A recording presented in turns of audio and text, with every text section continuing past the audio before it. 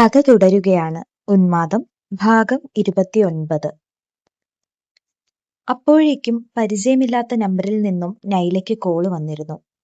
എടുക്കണോ വേണ്ടയോ എന്ന ആലോചന കൂടിയില്ലാതെ നൈല പെട്ടെന്ന് തന്നെ കോൾ അറ്റൻഡ് ചെയ്തു. മറുപുറത്തു നിന്നും ഗാംഭീര്യമുള്ള സ്വരം മുഴങ്ങി. ഹലോ, നൈലാദേവി അല്ലേ? ഞാൻ ഫ്രെഡിയുടെ ഫ്രണ്ട് അബാബാണ്. തന്റെ ലൊക്കേഷൻ ഒന്ന് ഈ നമ്പറിൽ ഷെയർ ചെയ്യാമോ? കോൾ വന്നപ്പോൾ തൊട്ടേ വിറയ്ക്കാൻ തുടങ്ങിയ കൈകൾ കൂട്ടിപ്പിടിച്ച് ഷെയർ ചെയ്യാമെന്ന് പറഞ്ഞിട്ട് ഫോൺ കട്ട് ചെയ്ത് ശ്വാസം വലിച്ചു വിടുന്നതിനിടയിൽ നൈലയുടെ ചുണ്ടുകളിൽ ചിരി നിറഞ്ഞു നിന്നു. അബാബ് ലൊക്കേഷൻ നോക്കിയിട്ട് പ്രവീണിനോട് പറഞ്ഞു, 20 മിനിറ്റ് ഡിസ്റ്റൻസ് കാണിക്കുന്നുണ്ട്. അവളോട് വിളിച്ച് പറയണോ? ഓ, എന്തിന്? അങ്ങോട്ട് പോകുന്ന വഴി വിളിച്ചുകൊണ്ട് പോകാം, അല്ലാതെ പറയുകയൊന്നും വേണ്ട. നിനക്കല്ലേലും പെണ്ണുങ്ങളോട് സംസാരിക്കുമ്പോൾ ഇത്തിരി ഇളക്കം കൂടുതലാണ്. പഴയ ഇളക്കമൊക്കെ മനസ്സിൽ വെച്ചിരുന്നാൽ മതി. ഇപ്പോൾ തന്നെ 4 പിള്ളേരുടെ വാപ്പയായി. പ്രവീൺ പല്ല് നെരിച്ചു പറഞ്ഞതും ആദം പുറകെ ഇരുന്ന് പൊട്ടിച്ചിരിച്ചതും നോക്കി അബാബ് പറഞ്ഞു, ഡാ വായി നോക്കികളെ, നീയൊക്കെ വായി നോക്കിയതിന്റെ പാതി പോലും ഞാൻ നോക്കിയിട്ടില്ല. പിന്നെന്തെങ്കിലും തമാശയ്ക്ക് പറയുമെന്ന് കരുതി എന്നെ ഇങ്ങനെ സ്ത്രീലമ്പടനാക്കുന്നത് പോലെ സംസാരിക്കുന്നത് ഒട്ടും ശരിയായില്ല കേട്ടോ. ഒരു തമാശ പറഞ്ഞതിന് നിനക്കങ്ങ് ഫീലായോടാ? പെണ്ണ് കൊള്ളാമെങ്കിൽ എന്തായാലും നമുക്ക് ദർശനസുഖം കിട്ടും. ആദം കൂടി അങ്ങനെ പറഞ്ഞ് അബിയുടെ തോളിൽ തട്ടിയതും, എന്നാൽ പിന്നെ നമുക്ക് ദർശനസുഖം തേടിയങ്ങ് പോകാമല്ലേ? ചിരിയോടെ പ്രവീണും പറഞ്ഞതും 3 പേരും ഒരുപോലെ കള്ളച്ചിരി ചിരിച്ചു. ദൂരെ നിന്നും അടുത്തേക്ക് വരുന്ന വണ്ടിയുടെ വെളിച്ചം കണ്ടപ്പോൾ നൈല ഉള്ളിലെ ടെൻഷൻ അടക്കിയിരുന്നതും അബാബിന്റെ കോള് പിന്നെയും വന്നു. ഞങ്ങളുടെ വണ്ടിയുടെ വെട്ടം കാണാൻ പറ്റുന്നുണ്ടോ? കാണാം. എന്നാൽ ഇറങ്ങാൻ റെഡിയായിരുന്നോ? ഇത് കാട്ടുവഴിയാണ്. എവിടെ നിന്ന് എന്താ വരുമെന്ന് പറയാൻ പറ്റില്ല. അതും പറഞ്ഞ് അബാബ് കട്ട് ചെയ്തപ്പോൾ നൈല പേടിയോടെ ചുറ്റാകെ നോക്കി ബാഗും എടുത്ത് കയ്യിൽ പിടിച്ച് ഇറങ്ങാൻ തയ്യാറായിരുന്നു. അവരുടെ കാറ് സൈഡിലായി നിർത്തി ഇറങ്ങി വരാൻ പറയുന്നത് കേട്ടപ്പോൾ പെട്ടെന്ന് തന്നെ കാറിൽ നിന്നിറങ്ങി ലോക്ക് ചെയ്തിട്ട് ഒരു ഓട്ടത്തിന് കാറിന്റെ പിന്നിലേക്ക് കയറിയിരുന്നു. ഇതെന്ത് സാധനമെന്ന മട്ടിൽ ആദം മിഴിച്ചു നോക്കിയപ്പോൾ മുന്നിലിരുന്ന അബാബ് ചിരിയോടെ തിരിഞ്ഞു നോക്കി പറഞ്ഞു, നൈല പേടിച്ചു പോയോ? ഞാൻ വെറുതെ തമാശ പറഞ്ഞതാണ്. അബീക്ക പറഞ്ഞത് കേട്ടപ്പോൾ ശരിക്കും ഞാൻ പേടിച്ചു പോയി.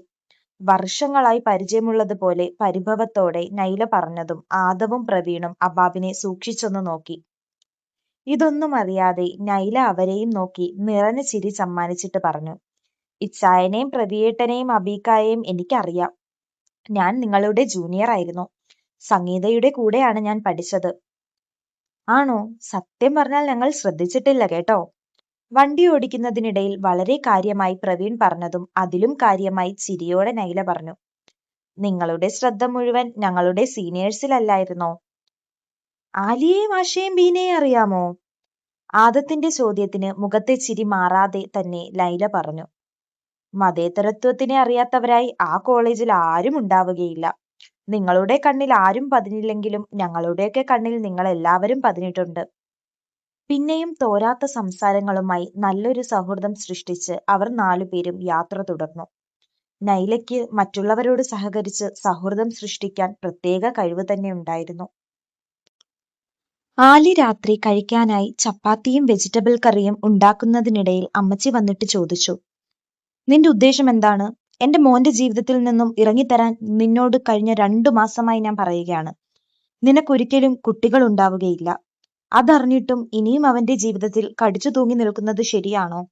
എത്രയും വേഗം നീ അവന്റെ ജീവിതത്തിൽ നിന്നും ഒഴിഞ്ഞു തരണം. കുഴച്ചുകൊണ്ടിരുന്ന മാവ് അവിടെ തന്നെ വെച്ച് കൈ കഴുകിയിട്ട് കരയാതിരിക്കാൻ പാടുപെട്ട് ഇടർന്ന ശബ്ദത്തെ തോൽപ്പിച്ച് ആലി പറഞ്ഞു, അമ്മ ഇടയ്ക്കിടയ്ക്ക് എനിക്ക് കൊച്ചുങ്ങൾ ഉണ്ടാകില്ല എന്ന് പറഞ്ഞ് എന്നെ ഓർമ്മിപ്പിക്കേണ്ട. ഞാൻ പ്രസവിക്കാത്തത് എന്റെ കയ്യിലെ കുറ്റമല്ലല്ലോ, ദൈവത്തിന്റെ വികൃതിയല്ലേ. എപ്പോഴും പറയുന്നത് മാത്രമേ എനിക്കിപ്പോഴും പറയാനുള്ളൂ. അമ്മച്ചി എന്നോട് പറയാതെ എന്നെ ഉപേക്ഷിക്കാൻ ആദത്തിനോട് പറയും. അവൻ എന്നെ ഉപേക്ഷിക്കുകയാണെങ്കിൽ ഞാൻ പൊയ്ക്കോളാം. ആർക്കും ഒരു ശല്യമില്ലാതെ എവിടെയെങ്കിലും പൊയ്ക്കോളാം.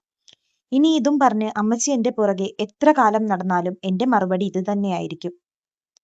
അവരുടെ മറുപടിക്ക് കാത്തു നിൽക്കാതെ റൂമിൽ കയറി ഡോറ് വലിച്ചടയ്ക്കുമ്പോൾ സർവ്വതും നശിപ്പിക്കാനുള്ള ദേഷ്യവും സങ്കടവും ആലിയുടെ ഹൃദയത്തിൽ തിക്കുമുട്ടി. ഡോറിൽ തന്നെ ഒട്ടിച്ചിരിക്കുന്ന കർത്താവിന്റെ ഫോട്ടോയിലേക്ക് നോക്കി പുച്ഛത്തിൽ ചുണ്ടുകൂട്ടിയിട്ട് വേഗം അലമാര തുറന്ന് കല്യാണ ആൽബം പുറത്തെടുത്ത് അതിലെ മമ്മിയും ഡാഡിയും ചേട്ടായിയും നിൽക്കുന്ന ഫോട്ടോയുടെ ഭാഗം എടുത്ത് നിറഞ്ഞ കണ്ണോടെ അവർക്ക് ഉമ്മ കൊടുത്തിട്ട് പതറിയ സ്വരത്തിൽ ചോദിച്ചു, എന്നെ തനിച്ചാക്കി പോയതെന്തിനാണ്? എനിക്ക് ആരുമില്ല, എനിക്കെന്നും പറഞ്ഞ് സംസാരിക്കാൻ ആരുമില്ല. എന്റെ ആകെയുള്ള സ്വന്തമായ ആദത്തിനെയും എന്നിൽ നിന്നും പറിച്ചു മാറ്റാൻ ശ്രമിക്കുകയാണ്. എനിക്ക് സങ്കടം സഹിക്കാൻ പറ്റുന്നില്ല. നിങ്ങളുടെ നെഞ്ചിൽ വീണ് ഉള്ളിലെ വിങ്ങൽ കരഞ്ഞു പറയാൻ തോന്നുന്നുണ്ട്. സങ്കടങ്ങളുടെ കൂമ്പാരം അഴിച്ചുവെക്കാൻ ശ്രമിച്ചിട്ടും മറുപുറത്തു നിന്നും പ്രതികരണമില്ലാത്തതിനാൽ അതിന് കഴിയാതെ വന്നപ്പോൾ ആലി ഫോൺ എടുത്ത് കോൺഫറൻസ് കോളിൽ ബീനയെയും ആശയെയും വിളിച്ചു. അവർ ഫോൺ എടുത്തതും പൊട്ടിക്കരച്ചിലിന്റെ അകമ്പടിയോടെ ആലി ഓരോന്നും പറയാൻ തുടങ്ങിയപ്പോൾ ബീനയും ആശയും പല്ലിഞ്ഞിരിക്കുന്ന ശബ്ദം ആലിക്ക് കേൾക്കാൻ പറ്റി. ഡി, ഇങ്ങനെ മൂങ്ങിക്കൊണ്ടിരിക്കാതെ ആദത്തിനോട് കാര്യം പറയാൻ നോക്ക്. രണ്ടിനെയും വല്ല വൃദ്ധസദനത്തിലും കൊണ്ട് കളയാൻ പറയേ. ചുമ്മാതിരുന്ന് തിന്നുമ്പോൾ പെണ്ണുമ്പിള്ളയ്ക്ക് എല്ലിന്റെ ഇടയിൽ കീറിയതാണ്. ആശ പറഞ്ഞതിന് ചുവട് പിടിച്ച് ബീനയും പറഞ്ഞു, നമ്മൾ എത്ര സ്നേഹിച്ചാലും നോക്കിയാലും അമ്മായിയമ്മ എന്നും അമ്മായിയമ്മ തന്നെയായിരിക്കും. അവര് നിന്നെ പെറ്റിട്ടൊന്നുമില്ലല്ലോ. അവര് പറയുന്നത് കേട്ട് മോങ്ങാൻ നിൽക്കാതെ നല്ലത് നാലങ്ങോട്ട് പറഞ്ഞു കൊടുക്ക്. ഇനിയും കൊച്ചിനു വേണ്ടി കാത്തിരിക്കാതെ മനസ്സിന് ഇഷ്ടപ്പെട്ട ഏതെങ്കിലും ഒരെണ്ണത്തിനെ ദത്തെടുക്കാൻ നോക്ക്.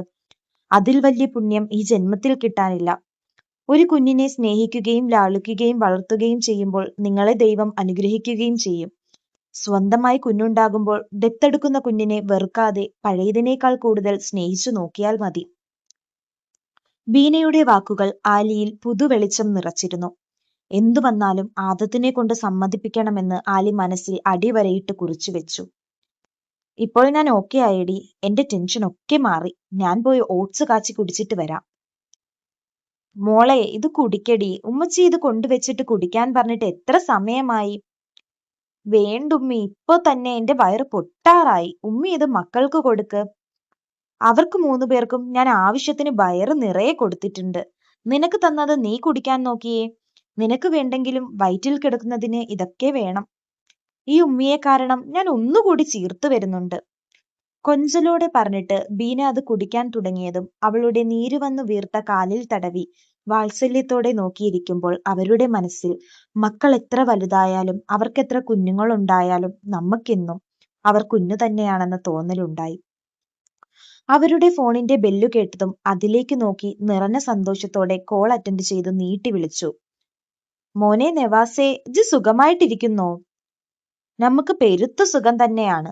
നവാസിന്റെ മറുപടി കിട്ടിയതും വാതോരാതെ അവർ സംസാരിക്കാൻ തുടങ്ങി.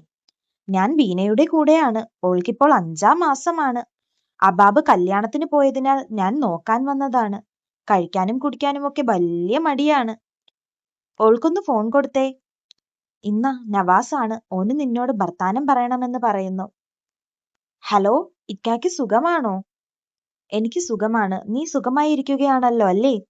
നിന്റെ വിശേഷങ്ങളൊക്കെ ഉമ്മ പറഞ്ഞറിയുന്നുണ്ട്. നല്ല ഫുഡ് കഴിച്ച് നല്ലതുപോലെ റെസ്റ്റ് എടുത്ത് മൊഞ്ചത്തിയായി ഇരിക്കണം. ഇക്ക അടുത്ത വർഷം നാട്ടിൽ വരുമ്പോൾ കാണാൻ വരുന്നുണ്ട്.